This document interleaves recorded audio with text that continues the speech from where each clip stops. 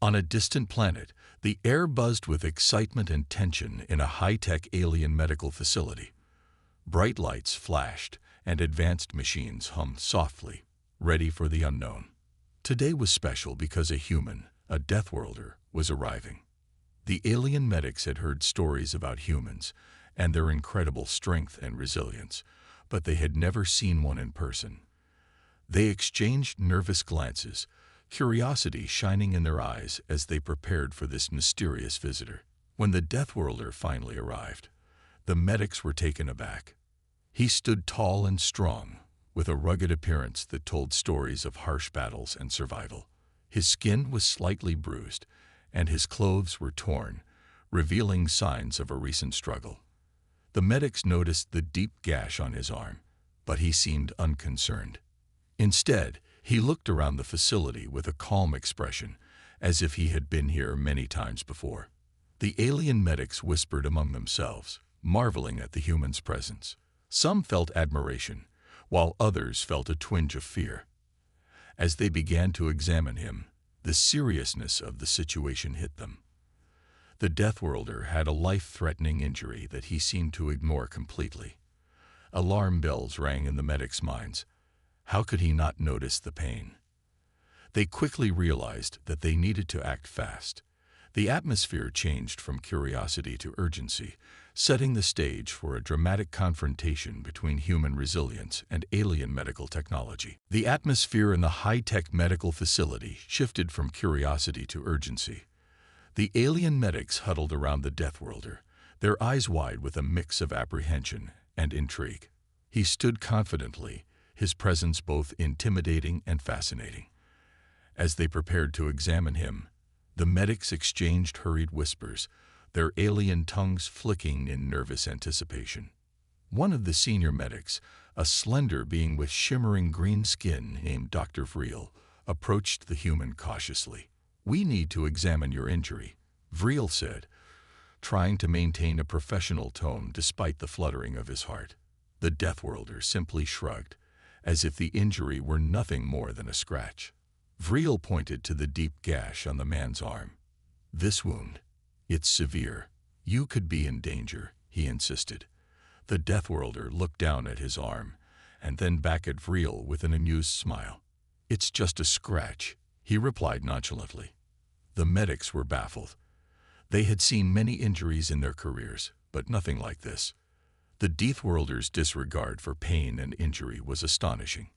They had trained to handle trauma, yet here stood a being from a planet known as a Deathworld, acting as if he were invincible. As the medics prepared their advanced scanning equipment, Dr. Zira, a burly medic with 3 arms, attempted to get the Deathworlder's attention. "Please, we must treat you," she urged, her voice tinged with urgency. "Treat me," the Deathworlder laughed, a sound that echoed throughout the sterile room. "I've had worse than this. Trust me, I'll be fine." His confidence was unshakable, yet it only heightened the medic's concern. With a mixture of disbelief and curiosity, the medics activated the scanning device, and a holographic display illuminated the room, projecting detailed images of the human's internal structure. They gasped in shock. The scan revealed extensive damage, torn muscles, and deep tissue trauma surrounding the gash. It was much worse than they had initially thought. "Look at this," Dr. Vreel exclaimed, pointing to the hologram. "He's bleeding internally. We need to act now." The Deathworlder shrugged again, seemingly unconcerned. "It's not my first rodeo," he said casually. "I'll just walk it off." The medics exchanged worried glances. This human's reckless attitude toward his injury was unlike anything they had encountered. Realizing the urgency of the situation, Dr. Zira stepped forward. "You're in a foreign facility. We can help you, but you must allow us to treat you," she insisted, her voice rising with concern. The Deathworlder's relaxed demeanor faltered for a moment as he looked at the frantic aliens surrounding him. With a deep breath, he finally nodded. "All right, fine. But only because I'm curious about what you can do." As the medics sprang into action, they felt a mix of excitement and trepidation. This human was unlike any patient they had ever treated. The stakes were high, and they knew they had to prove their skills to someone who seemed to be a living testament to resilience. Would they be able to save him in time, or would this remarkable human strength be his downfall? The tension hung in the air, setting the stage for a remarkable display of determination, courage, and the incredible strength of the human spirit. The medics quickly surrounded the Deathworlder, whose bravado had begun to wane as they prepared to treat his severe injury. The sterile room was filled with the hum of machinery and the flickering lights of diagnostic tools, creating an atmosphere thick with anticipation and tension. Dr. Vreel took charge, directing his team with a steady voice. "Zira, prepare the regeneration fluid," he instructed. "We need to stabilize him first. We can't afford to lose him." Zira nodded and moved swiftly to gather the necessary supplies. The Deathworlder watched as the alien medics worked, his expression shifting from nonchalance to mild concern. He felt a strange mix of pride and embarrassment.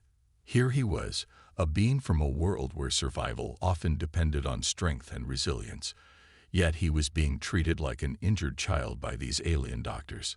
Dr. Zira returned with a small vial of glowing liquid, its vibrant colors shifting like a rainbow. "This is the regeneration fluid," she explained. "It will help heal your wounds quickly, but it may be uncomfortable." The Deathworlder raised an eyebrow, intrigued by the alien technology. "Uncomfortable," he repeated, his tone playful. "I've survived worse. Let's see what you got." With a nod of encouragement from Dr. Vreel, Zira injected the fluid into the gash on his arm. Almost instantly, the Deathworlder felt a warm sensation spreading through his body. It was unlike anything he had experienced before. The warmth turned into a tingling sensation as the fluid began to work, knitting the torn muscles together and closing the wound. "Whoa, that feels interesting," he admitted, a hint of surprise in his voice. The medics exchanged glances, realizing that perhaps this human wasn't as unyielding as he seemed. As the treatment continued, they monitored his vital signs on the display screen. To their astonishment, the human's heart rate began to stabilize, and the internal bleeding started to slow down. "It's working," Zira exclaimed, her eyes shining with excitement. "He's responding well." But the Deathworlder wasn't just a passive recipient. He began to engage with the medics, asking questions about their technology and methods. "So this regeneration fluid, how does it actually work?" he inquired, genuinely curious. Dr. Vreel smiled, pleased that the Deathworlder was interested. "It stimulates your cells to repair themselves faster. Your biology is incredible. It's adapting to the fluid," he explained. "We've never seen anything like it." "Yeah, well, it's a Deathworlder thing," the human said with a grin. "We're tough." As the treatment progressed, Zira and Vreel couldn't help but feel a growing respect for the human. He was strong, but more than that, he had a spirit that wouldn't break easily. It was fascinating to witness the resilience of someone from a world known for its harsh conditions. Once the wound was sealed, Dr. Zira started to examine the Deathworlder further. "We need to make sure there are no other injuries," she said, running a diagnostic scanner over his body. The machine beeped and flashed, revealing more about his condition. The results were startling. "You have multiple contusions and bruises. How did you get these?" she asked, raising an eyebrow. "Oh, just some rough training exercises," he shrugged, as if it were no big deal. "Training exercises?" Vreel echoed, disbelief evident in his tone. "You mean to say you got injured in practice? You are a warrior, aren't you?" "I'm more than that. I'm a survivor," the Deathworlder replied with a serious expression. "On my world, pain is just part of life. If you want to thrive, you need to embrace it." The alien medics listened, captivated by his words. They realized that their patient wasn't just an oddity. He represented something extraordinary. His ability to endure pain and disregard fear made him a figure of fascination in their eyes. Just then, the door to the medical facility opened with a whoosh, and a group of senior council members entered. They had heard about the human who shrugged off a fatal injury, and their eyes were filled with a mix of curiosity and skepticism. "What's going on here?" one of the council members asked, his voice deep and commanding. Dr. Vreel stepped forward, eager to showcase the remarkable healing process. "He is recovering remarkably well, thanks to our treatment and his unique biology," he explained. The council members exchanged glances, clearly intrigued by the Deathworlder's resilience. The human looked up at them, a mischievous smile crossing his face. "Told you I'd be fine," he said with a wink, surprising everyone in the room. The atmosphere in the medical facility shifted again, this time filled with a sense of wonder. They had underestimated the human strength, and now they were witnessing the incredible spirit of a Deathworlder firsthand. The stage was set for an unexpected alliance, and the medics realized that this encounter would change their understanding of humans forever. As the council members stood before the human, a palpable tension filled the air. Their expressions ranged from skepticism to intrigue, and the Deathworlder felt the weight of their gaze. He was aware that they were not just interested in his injuries. They were examining him as a potential threat, or a powerful ally. "What makes you think you can withstand such pain and injuries?" one of the council members asked, crossing his arms. His tone was demanding, as if he needed to understand the source of the human strength. The Deathworlder grinned, the flicker of mischief dancing in his eyes. "You see, on my planet, we don't have the luxury of being weak. It's survival of the fittest every single day. We learn to toughen up, or we don't survive. I've faced things you can't even imagine," he replied confidently. The council members exchanged glances, their curiosity piqued. Dr. Vreel, sensing an opportunity, stepped forward. "This human is not just a fighter. He embodies the spirit of survival. We need to learn from him." Another council member, a tall alien with shimmering blue skin, spoke up. "But what if he poses a threat? His people are known for their unpredictable nature." The Deathworlder leaned forward, a glint of determination in his eyes. "I'm not here to threaten anyone. My mission is to survive, just like you. You want to know why humans have a reputation? It's because we face challenges head-on, no matter the odds. You can either fear us or work with us. Your choice." The council members were silent, clearly taken aback by his boldness. They had expected fear, but instead, they encountered confidence. Dr. Zero watched, her heart racing. She sensed that this was more than just a negotiation. It was a moment of truth. "Tell us more about your kind," one of the council members said, his voice softer now. "What drives humans to push past their limits?" The Deathworlder took a deep breath, choosing his words carefully. "It's simple. We fight for our families, our friends, our homes. We don't back down when things get tough. Instead, we rise. Every scar tells a story of our struggle and triumph." The council members looked at one another, a mixture of admiration and wariness in their expressions. Dr. Vreel couldn't help but feel a surge of pride. This human was more than just a fighter. He was a symbol of resilience that could inspire his people. Suddenly, the door to the medical facility slid open again, and a group of soldiers entered, dressed in heavy armor and carrying weapons. The atmosphere shifted once more. The soldiers were there to assess the situation and see the infamous Deathworlder for themselves. "Is this the one who shrugged off a fatal injury?" one soldier barked, a mix of disbelief and respect in his tone. The Deathworlder straightened, his posture proud. "That would be me. You got a problem with that?" he challenged, meeting the soldier's gaze without flinching. The soldiers shared a laugh, but it wasn't mocking. It was a sign of respect. "You've got guts, human. Not many would stand up to us like that," one of them admitted. "Thanks, I guess," the Deathworlder replied, a smirk on his face. "But I'm not here to prove anything to you. I'm here because I need your help." The soldiers exchanged glances, intrigued by his boldness. "And why should we help you?" another soldier asked, arms crossed defiantly. Because your survival is just as important as mine. If you think you can take on threats alone, you're mistaken. Together, we can become stronger, the human answered, his voice steady and persuasive. The council members looked at each other, realizing that the Deathworlder had a point. They had seen countless conflicts arise between their factions, and now they had an opportunity to unite against common threats. Perhaps this human isn't just a curiosity, one council member said thoughtfully. He may hold the key to our survival. The soldiers nodded, their expressions shifting from skepticism to respect. Dr. Vreel felt a spark of hope.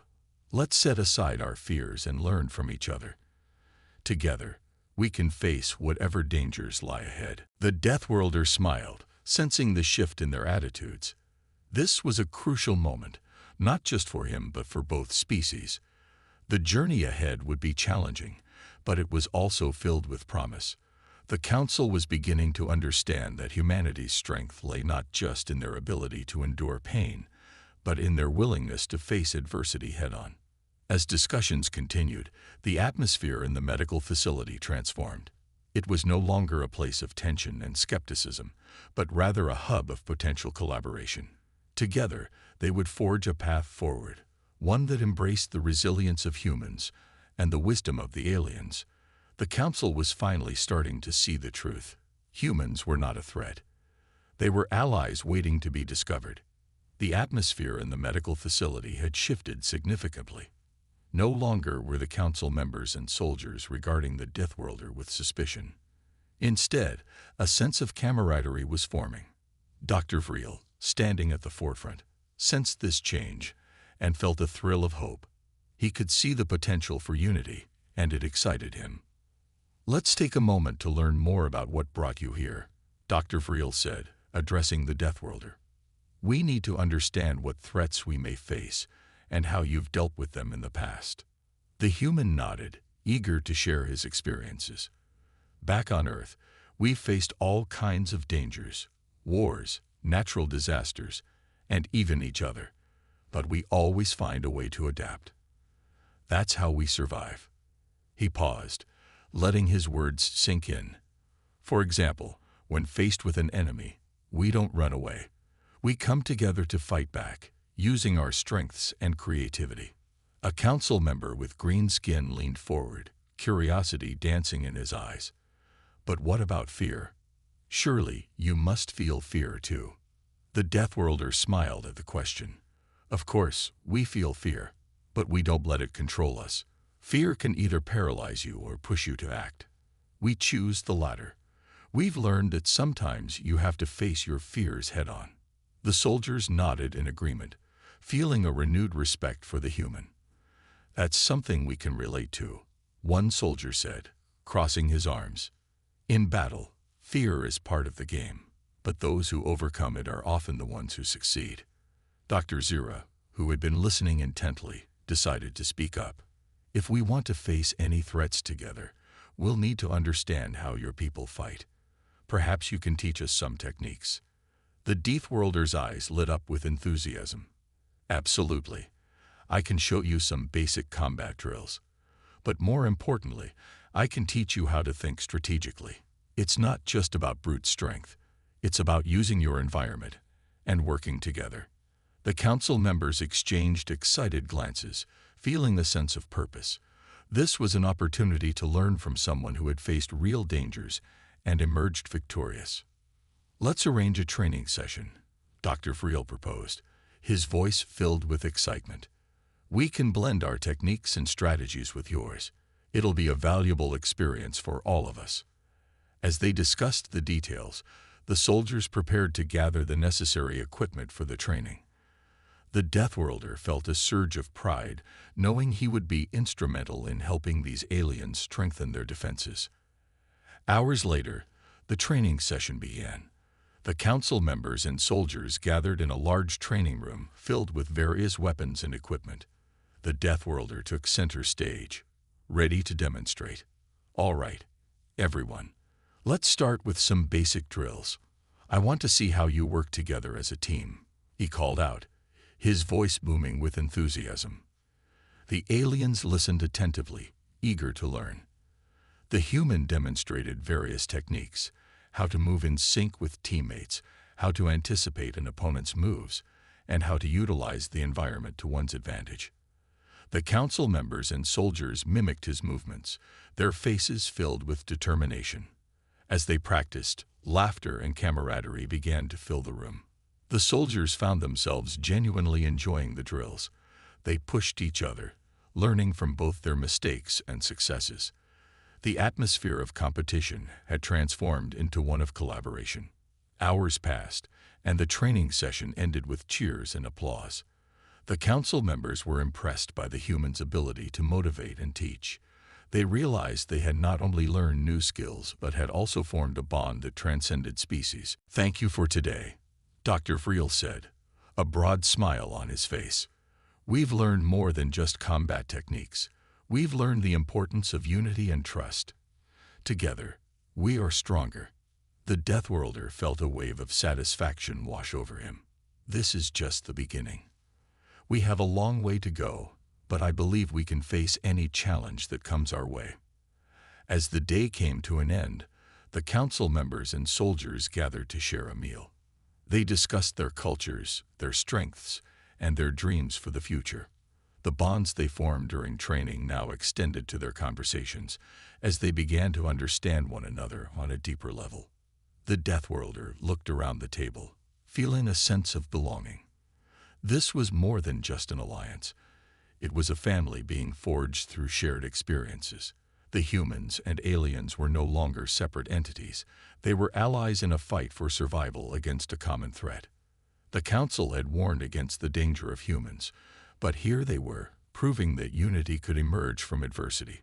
Together, they would stand strong, prepared to face whatever challenges lay ahead. The Deathworlder knew that as long as they faced their fears together, there was nothing they couldn't overcome. The next morning, the mood in the high-tech alien facility was different. Gone was the tension from the previous day. In its place was a feeling of unity and readiness. The soldiers who had trained with the Deathworlder were now more confident, and the council members seemed less suspicious. They were beginning to understand the human's value not just as a warrior, but as a leader. However, their newfound confidence was about to be tested. An alert sounded through the facility. The lights dimmed as red emergency lights flashed across the room. A voice echoed through the halls. "Incoming threat detected. All personnel, prepare for defense." The Deathworlder immediately stood, his instincts sharp. "What's going on?" he asked, turning to Dr. Friel, who looked pale. "We've received reports of an enemy fleet approaching. They've somehow bypassed our outer defenses," Dr. Friel replied, his voice trembling. "It's a full-scale invasion." The human's eyes narrowed, his mind already racing with strategies. He glanced around at the council members and soldiers. "Then it's time to see if all that training paid off," he said with a steady confidence. The alien soldiers looked at each other, nerves fluttering through their ranks. They had never been in a real fight like this before. The human sensed their fear and stepped forward, his voice commanding but calm. "Remember what we talked about yesterday. Fear is natural, but don't let it control you. We can do this, together." The soldiers straightened up, their resolve hardening as they listened to the Deathworlder's words. The training from the previous day came flooding back to them, and with it, a sense of purpose. Dr. Zira rushed into the room, holding a tablet with real-time information about the approaching fleet. "They'll be here within an hour," she said, her voice filled with urgency. "We need to prepare." "Let's move to the control room," the Deathworlder suggested. "We need to coordinate our defense and get a clear picture of their forces." As they hurried through the hallways, the atmosphere became more intense. Aliens rushed to their battle stations, soldiers geared up, and medical staff prepared for the worst. Despite the chaos, there was a sense of order, a reflection of the humans' influence from the previous day. Once inside the control room, they gathered around the central display, which showed the enemy fleet closing in. It was massive, with ships bristling with weapons and shields.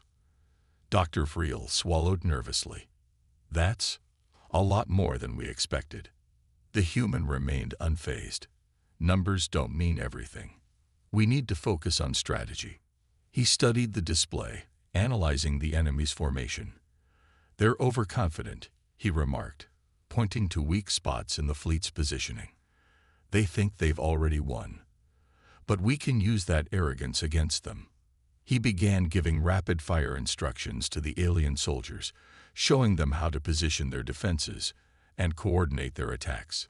His strategic mind was in overdrive, calculating every possible move the enemy could make. Hit them where they're weakest, he instructed, pointing to the gaps in the enemy's formation. But don't engage them head-on. Use your speed and agility to outmaneuver them. We can make them chase us, waste their energy, and strike when they're vulnerable. The soldiers listened intently, absorbing every word. Dr. Zira and Dr. Vreel were impressed by the human's quick thinking and adaptability. It was clear that this Deathworlder had not just survived on his home planet. He had thrived. As the fleet grew closer, the tension in the control room escalated. The Deathworlder could feel it, the weight of the moment, the uncertainty in the air, but he remained calm. We've trained for this, he reminded everyone. Now we fight as one.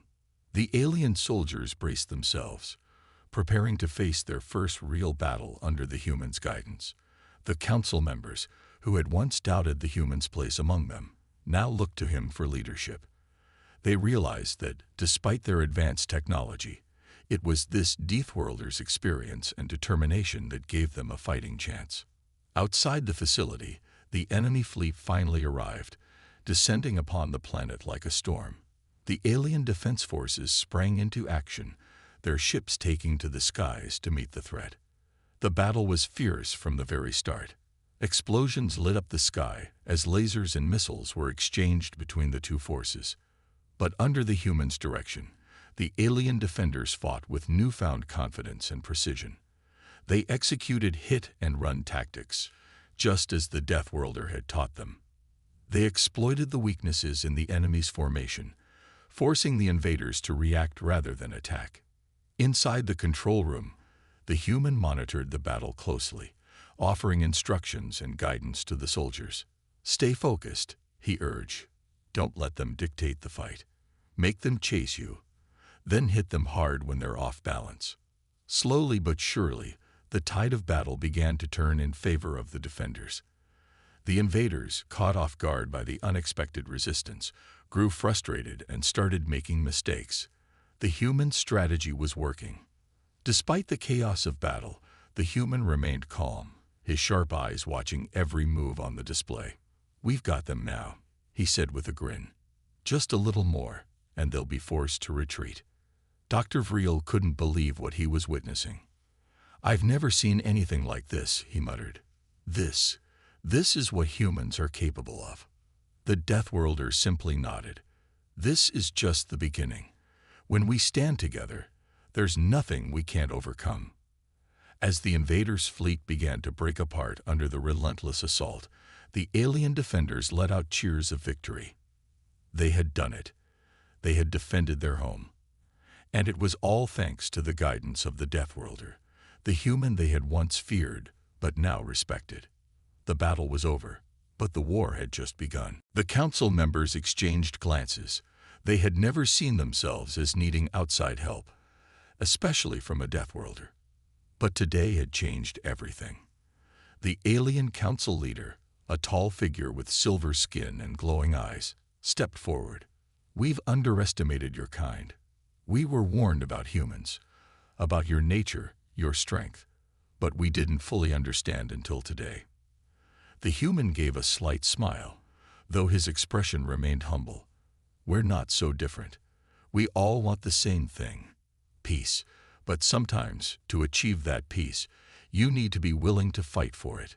The council leader nodded, considering the human's words carefully. You've proven yourself today, and more importantly, you've proven that we can stand side by side, united in the face of danger. We offer you a place among us, not just as a warrior, but as an ally. The offer was significant. It marked a turning point for the alien species who had once feared and distrusted humans. The Deathworlder's reputation would now be cemented not as a danger, but as a protector. The human took a deep breath, thinking over the offer. He had been through countless battles, on different worlds, and faced many enemies. But something about this place felt different. He had earned their respect, and in turn, he had come to respect them. "I accept," he said finally. "We'll fight together, defend each other, and ensure that no one has to face this kind of threat alone." Dr. Zira stepped forward, her eyes filled with admiration. "We've learned so much from you," she said softly. "Not just about battle, but about resilience, about the strength of the human spirit." The Deathworlder smiled again, this time more warmly. "That's what we do. We survive, we adapt, and we fight for each other. I've seen what your people are capable of, and I believe we can be stronger together." As the council members voiced their agreement, a feeling of unity spread through the room. The fear and distrust that had once clouded their view of the human were gone, replaced by a sense of hope. The Deathworlder had earned their trust, not through words, but through actions. He had shown them what humans were truly capable of. Outside, the remnants of the battle were being cleared away. Alien ships returned to their docks, and medics tended to the wounded. But there was a new energy in the air, a shared determination to defend their world and protect their people. The human glanced out the window, watching the alien soldiers moving with renewed purpose. He knew the road ahead would not be easy. The enemy would return, likely stronger and more prepared. But now, they had something they didn't have before: unity. As the meeting concluded, the Deathworlder stood with Dr. Vreel and Dr. Zira, who had become his closest allies during the conflict. "What's next?"